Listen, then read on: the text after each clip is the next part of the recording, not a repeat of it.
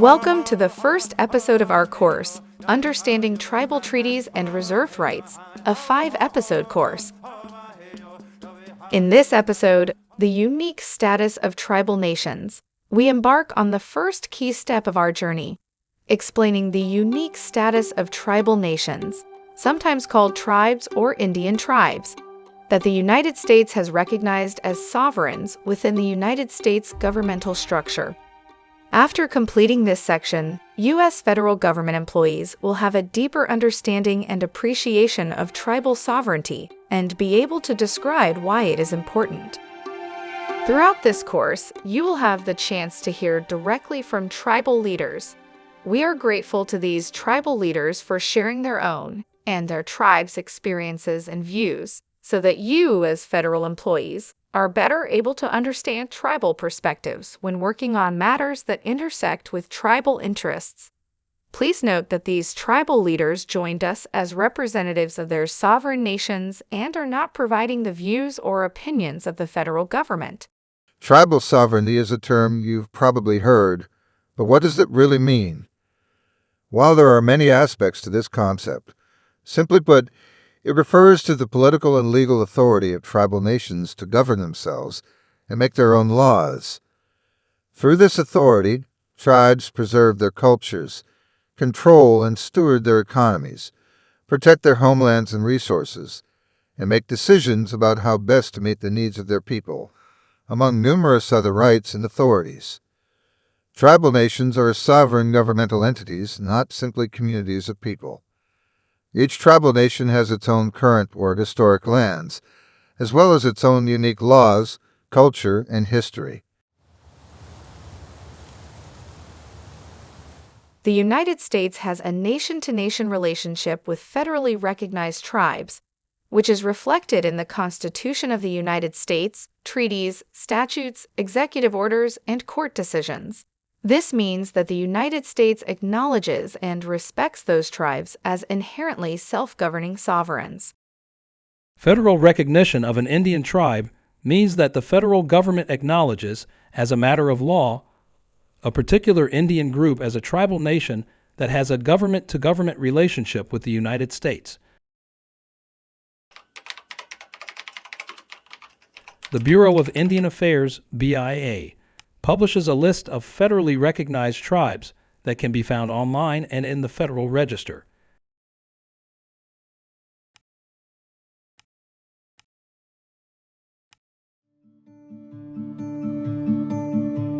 The United States also has a general trust relationship with each tribe in which the United States government has charged itself with moral obligations of the highest responsibility and trust.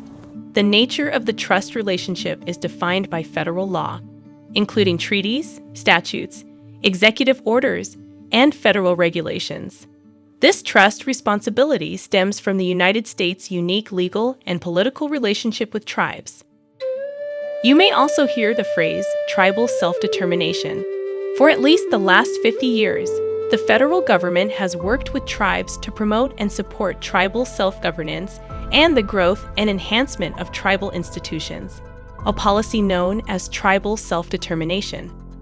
The federal government's support for tribal self-determination marked a key change from prior policies that, over many decades and with few exceptions, sought to displace tribes and to narrow or terminate their sovereignty, either directly or by depriving tribes of their members through forced assimilation.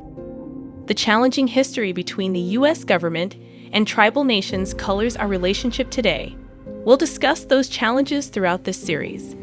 This course and subsequent courses are part of a larger effort to repair and renew the relationship between the federal government and tribal nations.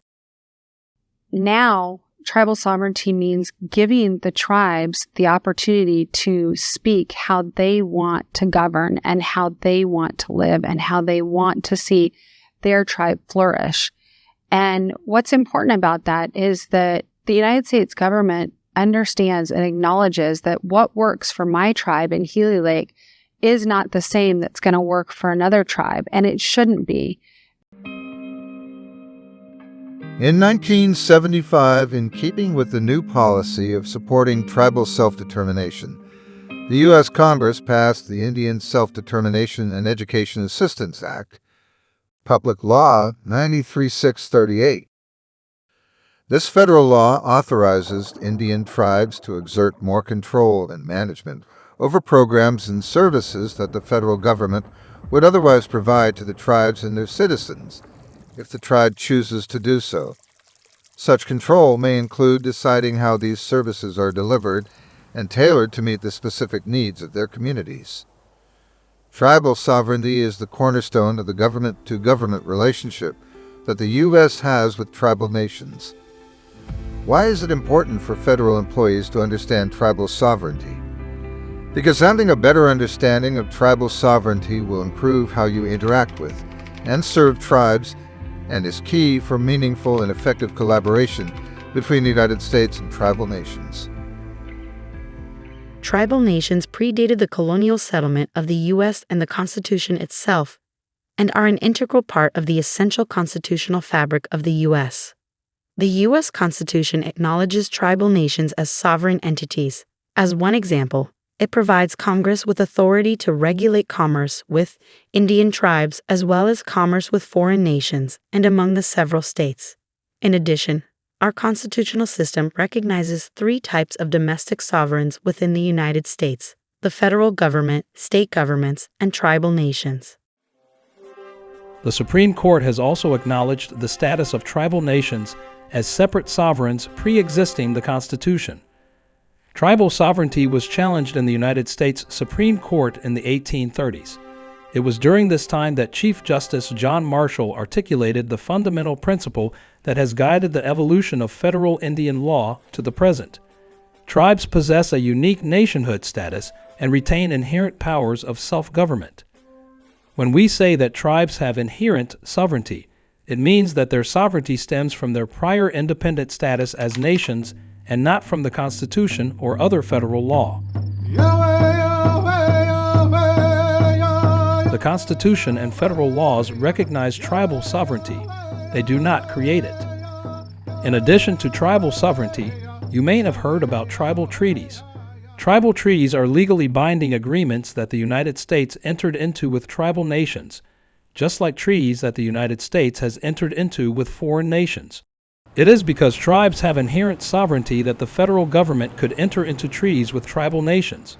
Consider this: treaties are entered into between nations.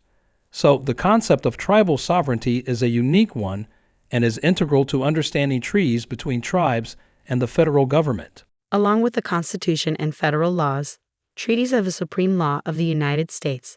Tribal treaties and what are known as reserve rights are the heart of this series of training courses, so we'll be hearing a lot more about those in future episodes.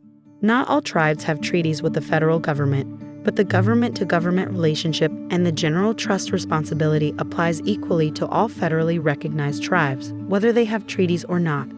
If you have questions about treaties and their relationship with your agency's specific programs, please contact your agency's legal offices and tribal liaison.